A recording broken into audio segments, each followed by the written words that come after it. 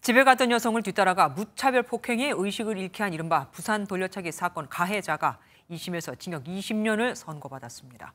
항소심 과정에서 성범죄 혐의가 추가돼 강간 살인 미수로 죄명이 변경됐는데 재판부가 검찰의 공소 사실을 모두 다 유죄로 인정해 8년 더 선고한 겁니다. 먼저 박성화 기자가 보도합니다.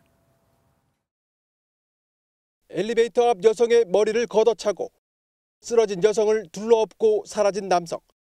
이른바 부산 돌려차기 사건 당시 모습입니다. 가해 남성은 1심에서 살인 미수 혐의로 징역 12년을 선고받았습니다. 하지만 항소심 재판 중에 여성이 입고 있던 바지에서 남성의 DNA가 검출돼 강간 살인 미수로 공소장 내용이 바뀌었습니다.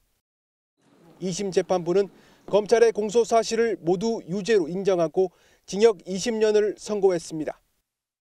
재판부는 일면식도 없는 피해자를 성폭력 범죄의 수단으로 범행했다며 확실한 예견이 없어도 자신의 폭행이나 성폭력 실행 과정에서 피해자가 사망할 수 있다는 미필적 고의가 인정된다고 밝혔습니다.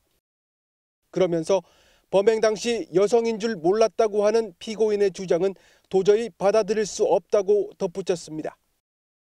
1심보단 8년이 늘었지만 검찰이 구형한 35년에는 못 미치는 판결에 피해자 측은 아쉬움을 드러냈습니다.